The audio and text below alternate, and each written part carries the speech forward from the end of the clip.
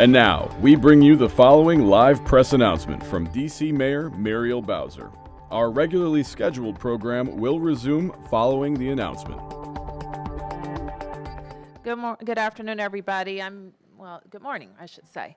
I'm Muriel Bowser. I'm the mayor of Washington, D.C. Today, I am providing a situational update to the residents of the District of Columbia on two important topics: the district's response to COVID-19 and the district's preparation for the 59th presidential inauguration of Joseph Biden and the inauguration of Vice President Kamala Harris.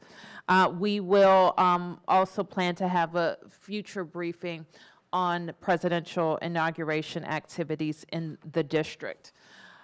Of course, exactly 1 week ago, there was a violent insurrection at the Capitol of the United States that has impacted the way we are approaching working with our federal partners and planning for the 59th inauguration. We have asked Americans not to come to the Washington, D.C. event, but instead to participate virtually. And we know that is the right choice and the best way to keep everyone safe. On Monday, I shared with you some of the asks that I've made of the federal government, and I will just briefly state where we are with those asks.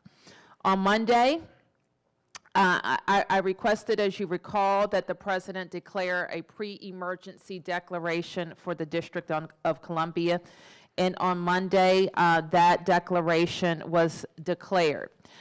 We also requested that the Department of Homeland Security extend the National Special Security Event period, and they have done that. That period now starts today instead of on the 19th as it was originally planned.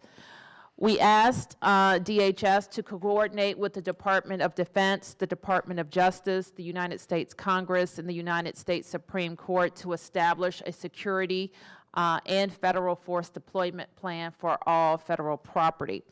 You have heard various announcements from those agencies about the stepped-up deployment and security plan that will be, as all special security events are, led by the United States Secret Service.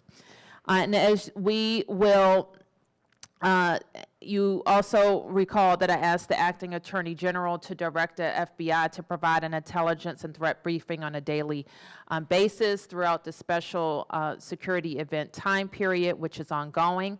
And I also requested that the Secretary of the Department of the Interior cancel any and all public gathering permits in the District of Columbia and deny any future applications during the special event period.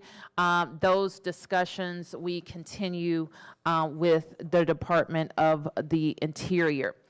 On Monday, I also extended the pause that we announced just before the Christmas holiday, or I called it the holiday pause, and this will extend through the inaugural period. So certain phase 2 activities related to our COVID response remain paused through Friday, January 22nd at 5 a.m.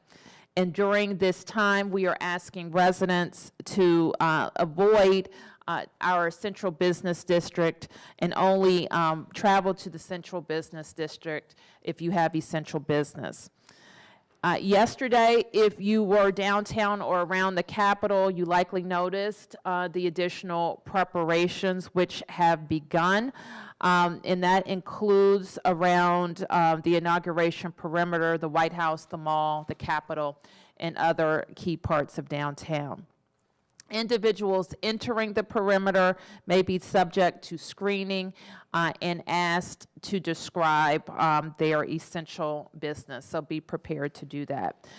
We also want to amplify this information that we received from the Secret Service, beginning 6 a.m. on Friday the 15th. All parking garages in the restricted zones will be blocked off.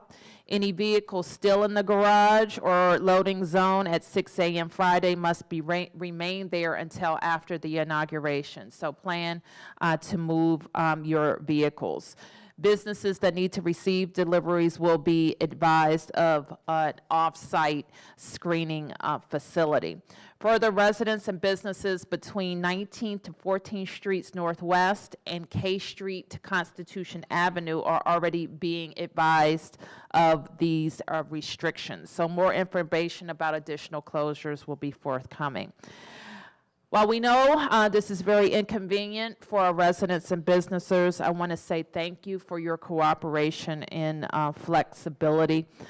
Clearly, we are in uncharted waters, and it is very important that we work with all of our partners to secure these events and secure these parts of our city. Certainly this time last year, we didn't expect to be in this situation. Even last week, we didn't expect to be starting this early. So we want to advise neighbors to please follow for updates. And information can change, so it's important to have these updates. So text INAUG 2021, INAUG 2021 to 888-777 to get the latest updates from DC government.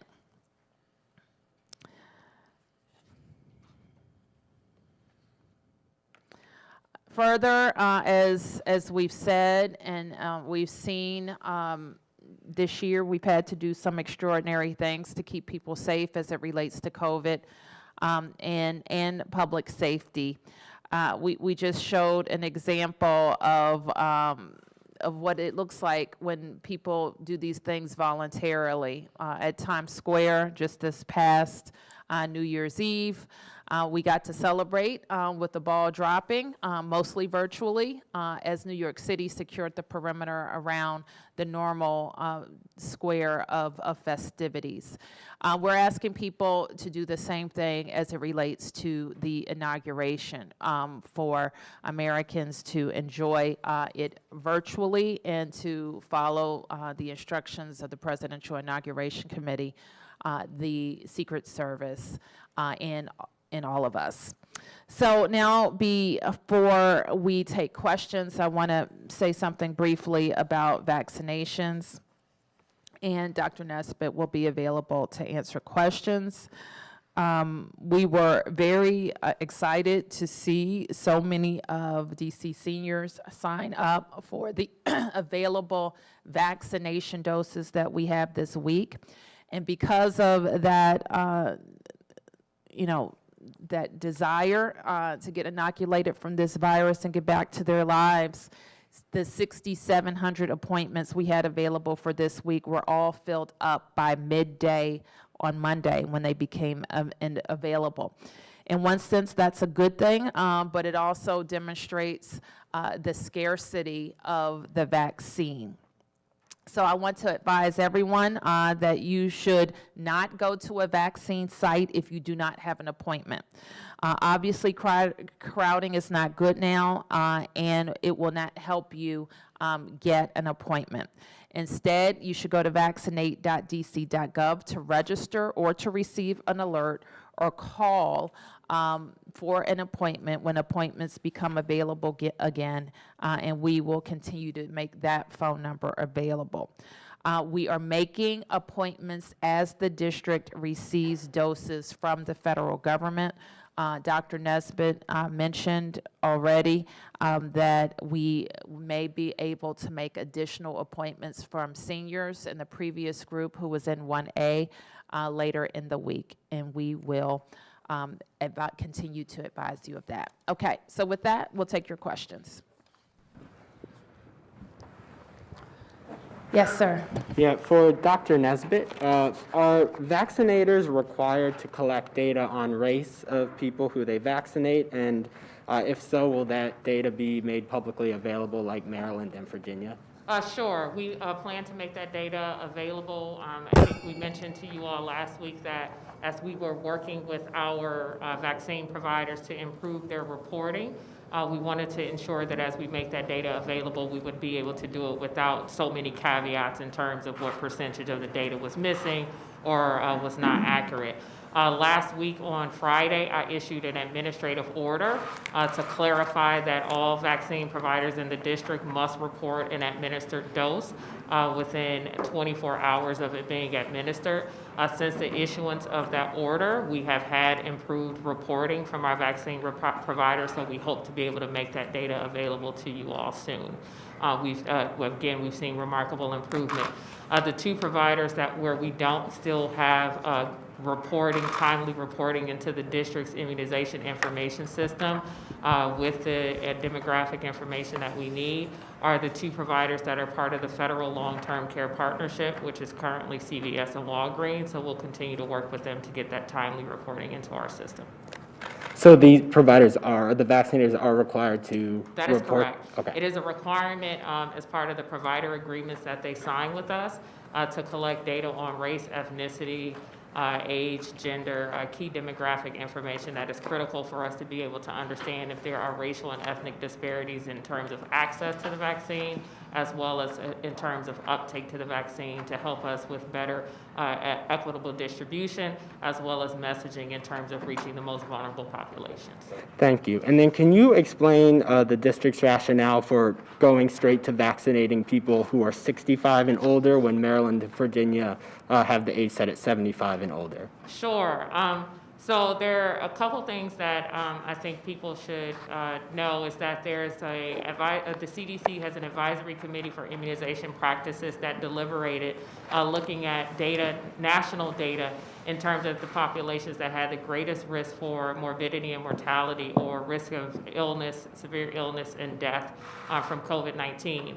When reviewing that data, it was found that individuals, when looking at national data over 75, had a greater risk in terms of hospitalization, severe illness, and death.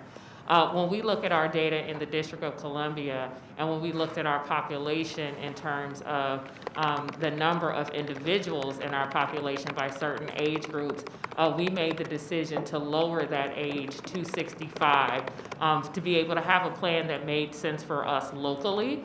And now that group is a sizable group, 86,000 individuals. But in terms of how we're rolling out our phases, we thought it made sense for us in terms of the morbidity and mortality we're seeing as low as the age of 65, given the disproportionate disease burden in certain racial and ethnic groups for individuals at that age level. Thank you. James? Dr. Nesbitt, on January the 21st, Johnson & Johnson will go before the FDA in terms of getting its emergency authorization. The difference between Johnson & Johnson and the other two, and you probably know this, is that it's a single-shot vaccine. How would that fit into the mix in terms of what you have here now in the district? Wonderful. Excellent question. Before I answer that question, I will make sure to remind people, we want you to get the vaccines that are currently available. So we hope and are optimistic that people are not anticipating the approval of any specific vaccine or waiting for any particular vaccine to receive approval in the U.S. So if your group is eligible for vaccination, we want you to move forward with vaccination.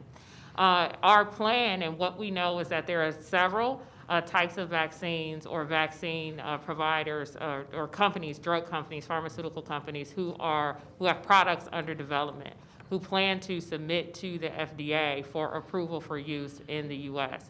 So as our vaccine programs in the U.S. mature, we hope to have more vaccines available for use in our programs.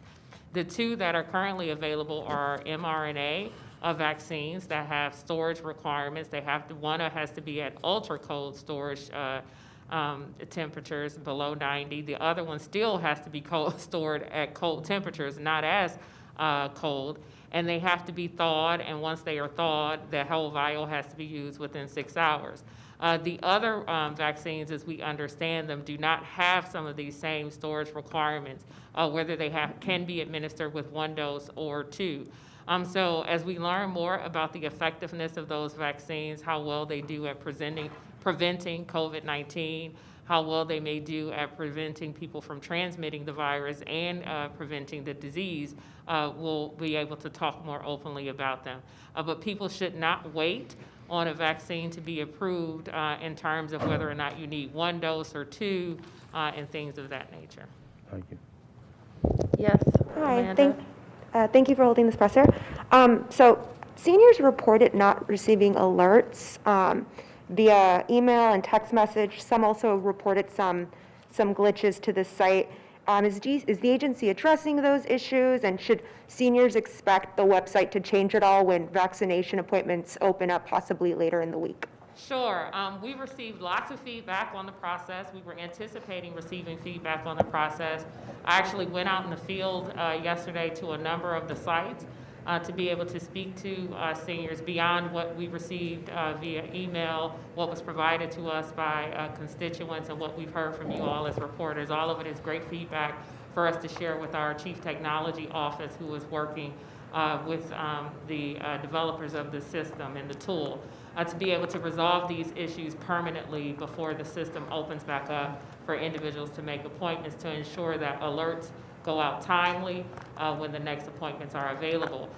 We also will be, again, relying very heavily on all of you because many of our community members watch your morning, noon, afternoon, evening coverage and read your papers and your blogs to be able to understand when new appointments will be released.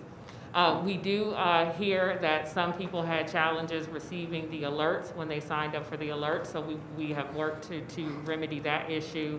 But we also want to make very clear that people who access the system prior to Monday, who believe that they were registered for an appointment, were not registered. We've communicated that a number of times. We want to make sure that they clearly understand that.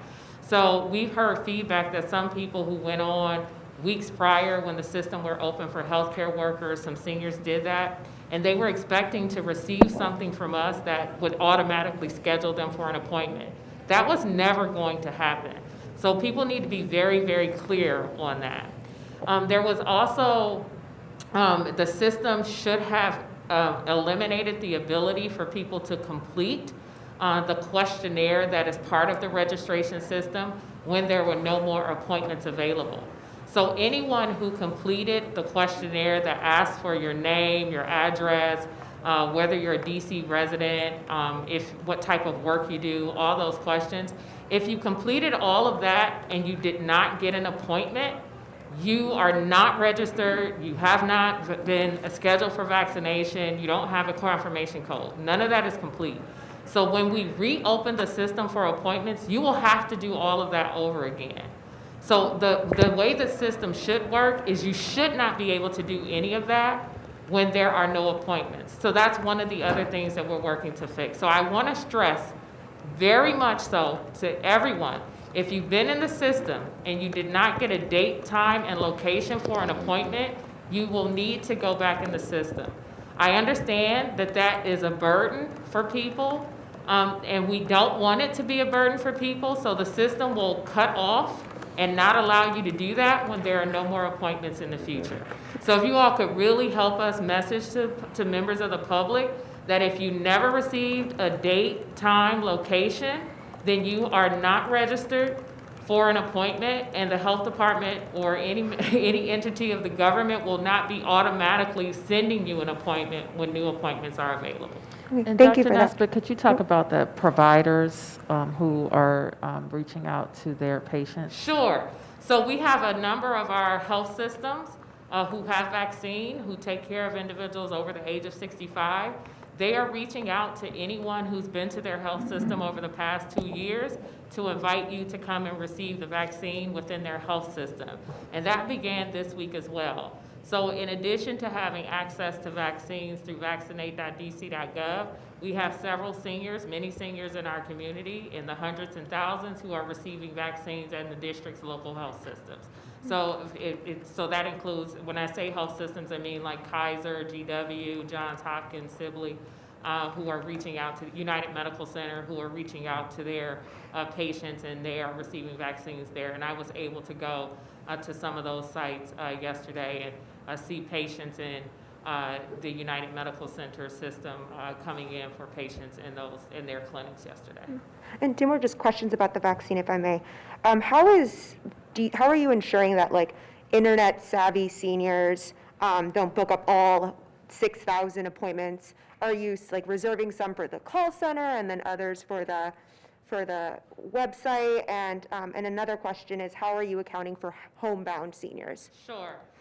So the homebound seniors gets a little bit tricky, and I've received emails about this as well and calls about this, and we've discussed this with our colleagues in other cities. There are some limitations when we talk about homebound seniors in terms of who we will be able to reach with these two vaccines because of their storage and handling requirements.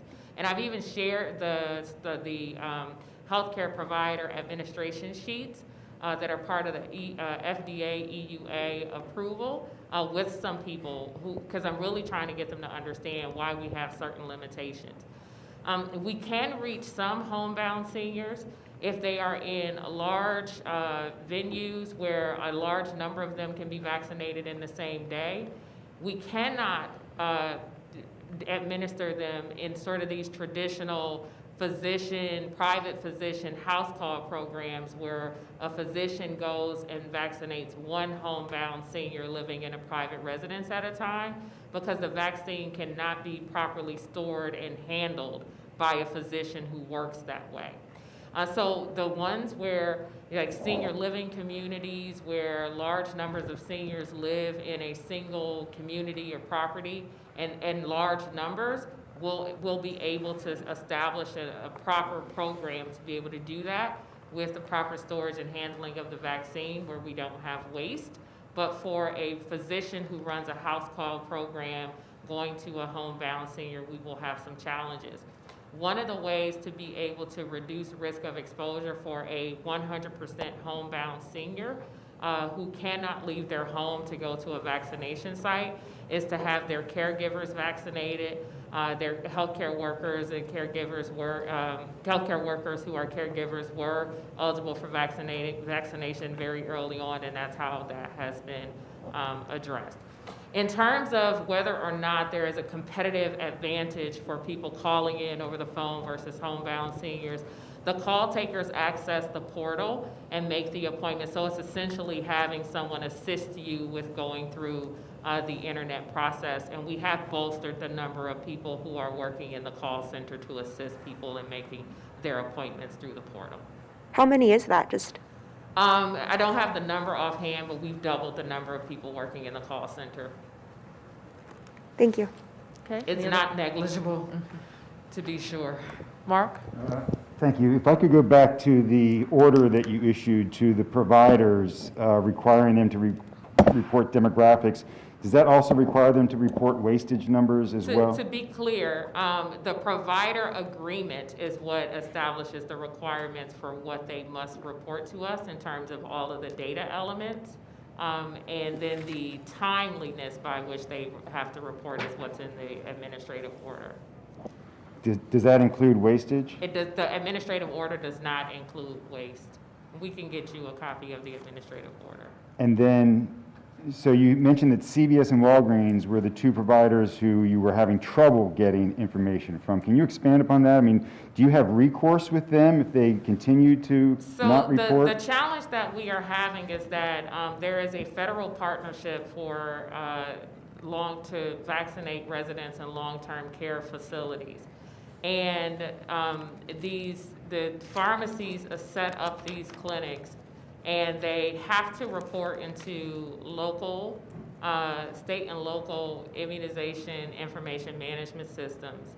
But there seems to be this dynamic in which they feel as if they are in a federal partnership and they have federal requirements to meet versus having to comply with local requirements to report into local systems. The requirement is to report into local systems. However, it is referred to as a federal partnership. So this was presented to all of the states as if we opted into a federal partnership to have our long-term care residents and their employees vaccinated, then CVS and Walgreens, and there's a third pharmacy that is not in our region, would have their pharmacists vaccinate all of our residents, deal with the scheduling of the clinics, on-site clinics for us, et cetera. So it's a very good option for us because it adds workforce and it does it on-site. Now we're having operational challenges in terms of the doses for this came out of our doses that we were allocated. For us, it's about 10% of what we've been allocated so far because we haven't put more vaccine into it. Some states, it's about has been as high as 20 to 30%, if not more, of their vaccine so far, and you can't get your vaccine back from them. So we have a little bit of a challenge with getting directly from them how much has been administered. We have found a workaround where it seems that they are reporting some things into a federal system that we then have to go and comb through to try to patch together some data and information. But it is not integrated into our system where we run analytics. Okay, Thank you. next question. I have two questions, inauguration related, one for the mayor, one for the chief. My question, inauguration related, is I wondered if you could go into a little more detail of your talks with Department of Interior about the public gathering permits. My understanding is First Amendment concerns are potentially a sticking point, and then also, isn't the inauguration itself done by permits, so wouldn't that create a thorny issue of canceling all of them but not that?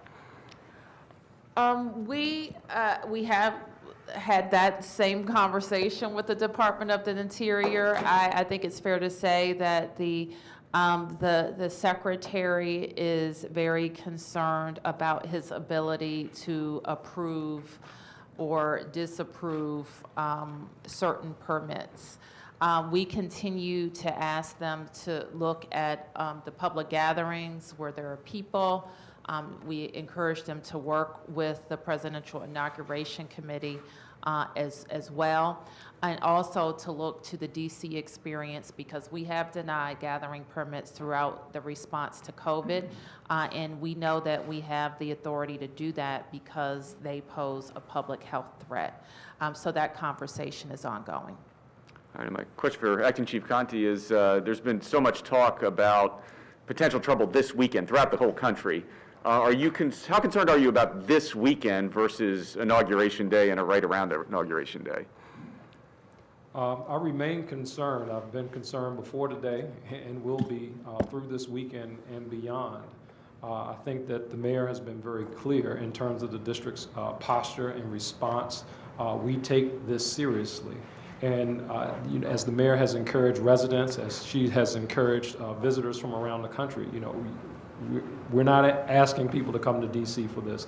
There's a major security threat, and we are working to mitigate those threats. So again, we are just very intently focused on the job that's at hand. And obviously, you're new as Acting Chief, but not new with MPD. Have you ever seen this much help coming in for a large event? Not at this level, no. Yes. Just a couple of questions here, one for the chief and one for the mayor about the inauguration. One, how many National Guardsmen will officially be in the area? We're just getting a couple of conflicting reports, and I'll throw this out there too. Mayor Bowser, recent reports show that you were just the target of an attack on January 6th. That just came out today based on some court records. One, do you have any plans to beef up the security around for yourself? And two, can you just comment on the fact that there has been a threat against you?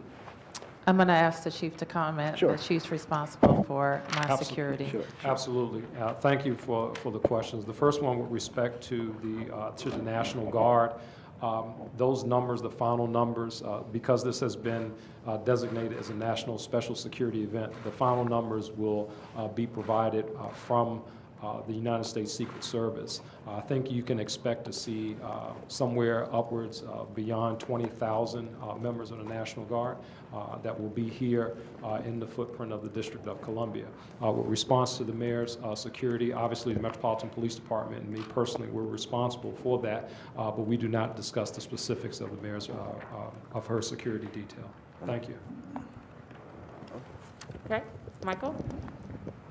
Mayor Bowser, in addition to what you've already proposed in terms of planning for the inauguration, there's also been some other pretty extreme measures that have been floated.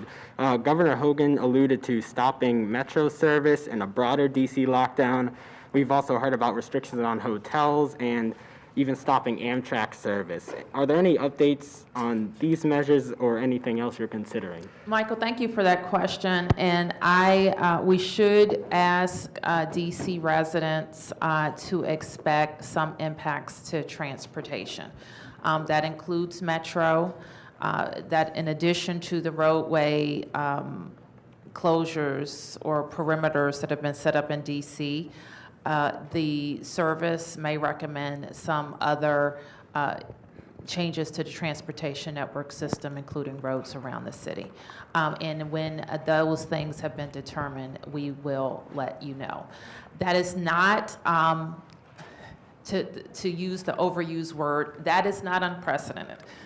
In the planning for the first Obama inauguration, for example, there were, I would say that our law enforcement was responding to a couple of things in that case, as you all know. It was historic inauguration, over 1 million people attended, so there was a huge public safety issue with just the sheer numbers. And I also think there was a high level of threat against the incoming president. So there were a lot of different transportation impacts in and around DC, to include transportation, to include approaches to the district as well. And how about hotels? The hotels we are working with, our hotels are very concerned. First of all, those that are in the perimeter will have some access concerns. There are some safety concerns for their personnel as well. We will have a lot of people in town just supporting the security apparatus, and so we are trying to understand and balance the need for housing with also our encouragement that people not travel here. So we haven't made any determinations yet, but we're trying to give a lot of advice to our hotel operators. I think prior to the 6th, there were a couple of hotels that decided to close their operations for the safety of their personnel and the integrity of their business operation. I think you'll see some hotels do that. I think before I came in, I saw a notice from Airbnb that it would limit its bookings. So I think there are going to be there may not be a one-size-fits-all approach to that question. Okay, but there might be an update later. There could be an update. Okay. And then, per your request to the Department of Interior regarding the gathering permits, you talked about public health as one reason those will be prohibited, but how do you balance that with Americans' guaranteed First Amendment right to gather and protest? Well, Michael, as you know, we have dealt with this question throughout our response to the pandemic. We have not issued any special permits from the district for parades, for block parties, for anything that would encourage people to gather, even outside on the street. We have no ability to say to somebody, you can't have a protest. As I have been roundly criticized as if I issued permits for protests throughout the summer. We never did. But we also know that is, we can't stop it with a local ordinance or mayor's order.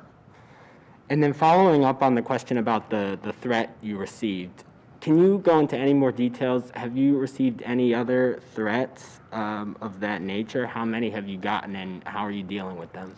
I really don't have more to say, Michael, than what the chief said around how we deal with them. I will say I get threats a lot. I don't know the number off the top. And if NPD thinks that it's actionable, then they will implement whatever measures they think are necessary. And then a question for Chief Conti. Are there any updates on MPD's investigation into Brian Sicknick's death? No public updates at this point. Again, he was taken to our DC Office of the Medical Examiner.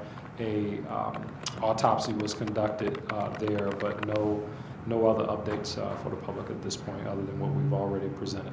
Okay, thank you. And then one last question from me, Mayor Bowser. Yes. The eyes of the country are on DC right now and probably through the inauguration. And you've made frequent national TV appearances. Some of your recent news conferences have been broadcast nationally as well. What do you see as your responsibility and goals as DC's mayor in addressing a national audience? Well, my first responsibility is to address DC residents and businesses and our DC audience, and that's my first responsibility. I do feel a responsibility to also communicate directly with the American people. I have things that are within my direct authority as granted to me by DC residents and our home rule charter. But the larger role I have is to convene people, bring people to the table, people for whom I have no direct authority. But I'm using my power as mayor of the best city in the world to convene people and to make sure that every piece of information I have that I can share. So that includes our federal partners, and that I know that term can be kind of amorphous in a way. So that's the administration, that's political officials, that's regional officials, and that's our own local stakeholders as well, and it's our residents and businesses. Thank you. Thank you. Mark. One for Mayor Bowser and one for the chief. Mayor, are you satisfied? You put a lot of requests to the federal government. Some of them they have agreed to, some they haven't. Are you satisfied with the level of coordination right now between the local and the federal planning of this, particularly when it comes to notifying residents? I get that it's a fluid issue and whatnot, but just are you satisfied with the coordination and the notification to the local public with all the closures and restrictions that are going into place? You know, people drove into, I mean, you saw what happened with everybody trying to get here this morning, you know, what it's like getting around the city. I'm just wondering if you think the coordination is to your liking. I think the advance notice part of things, Mark, we typically would do differently, but I realized that that type of notice would be impossible this time when I asked for the National Special Security Event time period to be extended. And it may not be clear what that means. The events of January 6th, the insurrection of the Capitol, those protests did not fall into a national special event category. The inauguration of the president does, which puts in place an entirely different command and control structure within the federal government. So we are very confident about that type of coordination, as we have been with other national special security events. It's a whole different structure in extending the time period so that that structure could be in place earlier in case of the threats that we have heard from the FBI's bulletin about these protests starting earlier and starting at locations all around the country. I think we will benefit from that. And Chief, if I could, an off-topic question unrelated to the inauguration, but your department released very interesting data on carjackings comparing 2019 to 2020. And the spike in carjackings is remarkable, more than 140% increase over 2019. And if you break it down by ward, and you look at Ward 7, or I guess police district, if you look at the 7D numbers compared to 2D, it's really off the charts. And we're getting reports that there may have been somebody carjacked on Military Road yesterday at Rifle Point, and then in Georgetown on 30th Street, there were multiple in the same day. What can you tell us is going on and your advice to people to stay safe? Yeah, we've had a number of carjackings in years. Thank you for the question, Mark. And I think it's important for the public to be aware of that. Some of the carjackings that we have had we're seeing as a result of people who are leaving their cars running or delivering food, that kind of thing. But the ones that really scare people, like the ones that we've had the other day, the 1500 block of 30th Street and some of those others, I'm at least happy to report in those cases that there has been an arrest for those 3 cases, and we're seeking several other arrests related to that. They were found later on by 5th District officers after they committed the robberies over there. But just in general, I think from a law enforcement standpoint that one of the things that I intend to do is really kind of develop a task force with our federal partners to really take a different approach to carjackings. I think that the public certainly has to be aware of it, but I think with respect to how we approach it with our prosecutors, et cetera, there's not 100 people that are out here committing carjackings. I think that there is a defined group of people that are out here doing it, and I think that we need to be very focused, that we need to be very intentional on focusing on those individuals and bringing them to justice for the crimes that they've committed. Is there a specific time of day? Is there a specific cars that they're looking for? Is it just completely random? And It's really all over the map. It literally is all over the map. And I remember back in my career many years ago, we saw an increase in carjackings, and then there was some, I think, legislation or something that was passed that made the criminal offense, made it a crime of violence, and enhanced penalty if a firearm was used in it and so forth. And I think we really need to kind of look at what we currently have to make sure that works for us, and from a legislative standpoint, but also from a focused law enforcement point, make sure that we're leveraging all the resources that we have to address the issue, and really focusing again on the individuals that we believe are responsible for these carjackings in our city. I appreciate that. And Mayor Bowser, if I could just squeeze one last question off topic to you. It was announced today that WAMU is ending the Kojo Nambi show after decades of service. Just your thoughts on Kojo's place in this city and what he's done for our community, and whether or not you'll miss the questioning that goes on his show. I know you've been a frequent guest. Well, sometimes when people tell me that they are retiring, my first question is why?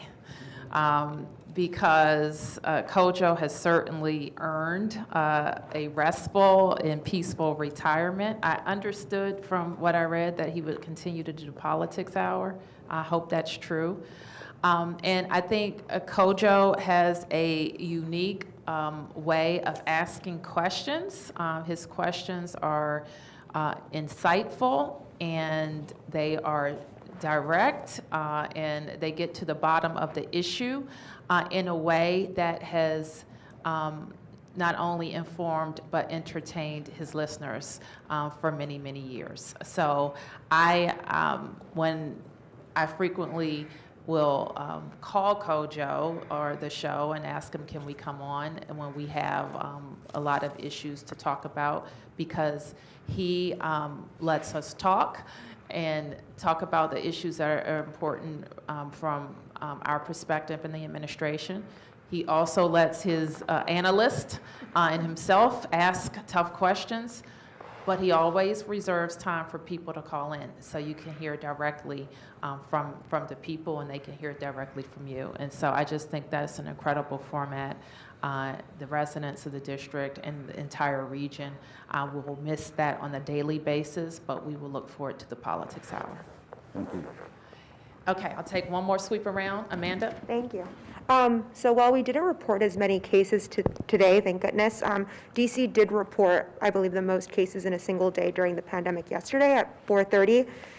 So I wonder what you're seeing, what you attribute this to. I know health experts warned that the Capitol insurrection could have been a possible super spreading event.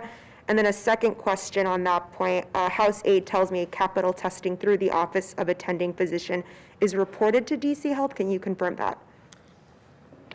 So, a couple things. I think it's a little premature for us to suggest that the acts, the heinous acts of last week are contributing to the increase in cases that we're seeing here in the District of Columbia. People should be mindful that many of the individuals who came here do not reside here and have gone back to their home jurisdictions. Now, it is feasible and possible that they had interaction with our residents and maybe could have contributed in that way. It could be, a week or 2 or 3 weeks more from last week when they were in our city before we see the consequences of that. And we've always communicated and articulated to people to be thoughtful from that. We are seeing from folks who have complied or participated in the contact tracing process that from 2 weeks ago, about 12% of people reported a history of travel in the 2 weeks before they were diagnosed, and last week it was 18%. So just thinking through sort of that we may be in this period of time where people who had non-essential travel or travel related to the holidays, the Christmas and New Year holiday season, we may be seeing some of that manifest in the district. So we're keeping our eye on that. I think the swift actions that the mayor took to have the holiday pause could help us hopefully stay in this place and not go up any higher. These are also the highest 7-day daily case rates that we've experienced in the district as well. But we'll have to see what plays out over time. So it is critically important that we have residents continue to be mindful of where we are in terms of our current cases, our hospital capacity, and that if they are considering hosting people who may want to come into town, that they are heeding the advice of the mayor and the request of the mayor to not do that. And then the second question, I just wanted to confirm, does capital testing, I believe it's through the Office of Attending Physician, is that reported So to? all tests are required to be reported to us. How those cases are counted and where they are counted still can be contingent on the individual state of residence. So it's important to be mindful of that. But we've always had great cooperation and collaboration with the Office of the Attending Physician in terms of contact tracing and the reporting of cases. Thank you. Any other questions? Yes, sir? The Airbnb decision, was that something that they consulted with your office on? Has there been communication between your office and We Airbnb? have- And what is your reaction to the decision? We have had communication with them. We had communication with them last week as well. I think they've called various agencies, including MPD and probably all in our kind of public safety realm. And while I don't think we told them that this was the action that they should take, I can understand it, and we will continue to work with our residents who have questions. Yes, sir, James. Mayor Bowser, Dr. Nesbitt, it is noted that you all are wearing red on this particular day. My question is to Chief Conte. On January the 21st, there will be, it's supposed to be a march of reparations. Can you tell us anything about that? Or what you know about it, the security setup, et cetera? Yeah, we're working on the whole footprint for inauguration, for the reparations, for the Right to Life March, which is right after that. All these things are on the radar, but we're intently focused right now for these next couple of days, specifically on inauguration, while doing some planning for those other things. MPD will have the appropriate posture for that to facilitate the First Amendment assembly that will take place, and then we'll evaluate obviously any threats that we receive for either one of the marches that are scheduled in the city, as we always do. Thank you. Okay, yes, ma'am. Dr. Nesbitt, yesterday Maryland confirmed that 2 individuals in the state had the new strain of coronavirus. Between that and just the number of unmasked individuals who have been and probably will be traveling into the city, seems like it's only a matter of time before the new strain makes its way to the district. How concerned are you about this new strain, and what might that look like in the future for the district? I mean, what kind of lockdowns would we need in order to mitigate the spread of this just so much more infectious strain of the virus? Could we see us reverting to a stance that we had in the spring when we first entered the pandemic? Well, I think you've heard Dr. Fauci and all public health experts state, and I completely agree with them, that we are going to see this variant in all of the states and jurisdictions of this country. DC will be no exception to that. It's not a matter of if, but when. And having now seen 2 cases in Maryland, it's a matter of detecting it in the District of Columbia when, right? It's possible that it is already here, and we have not seen it through our whole genome sequencing yet. So, when you talk about what things need to be done, I'm not a fan of the lockdown. We are not doing anything to incarcerate or imprison people. We are asking people to be mindful of their activities, and we implement non-pharmaceutical interventions that help us to get the most impact out of a reduced transmission. What we talk about with these variants is that they have a higher R0, or rate of transmission. It's one of the things that we document or we show you all in our daily metrics.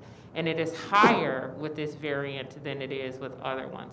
And so one of the ways that there became an increasing suspicion that you have a variant circulating in your jurisdiction or your community or your country is that your rate of transmission begins to increase and at a rate faster than what you were experiencing before. So even if you don't have whole genome sequencing available, or if you have whole genome sequencing available in your jurisdiction, but you're not doing testing a lot of cases, or running whole genome sequencing on a lot of your laboratory specimens, having an increased rate of transmission, or R0, could be an indication that that variant is present. So again, I subscribe to that. It's not a matter of if you're going to detect it, but when. So we want people to, again, be wearing their mask, keeping 6 feet of distance from folks, washing their hands, and being very judicious about the activities that they participate in. And our greatest vulnerabilities are people getting together, keeping their guard down when they're in households that are not their own, and not thinking that they need to continue to protect themselves. We also need to be mindful. There's a lot of conversation that I hear amongst my colleagues, people in public health, and even folks who are out getting vaccinated, that once you get your 2 doses and you wait a week or 2, you can be a lot more relaxed with the use of your mask. It's simply not true, okay?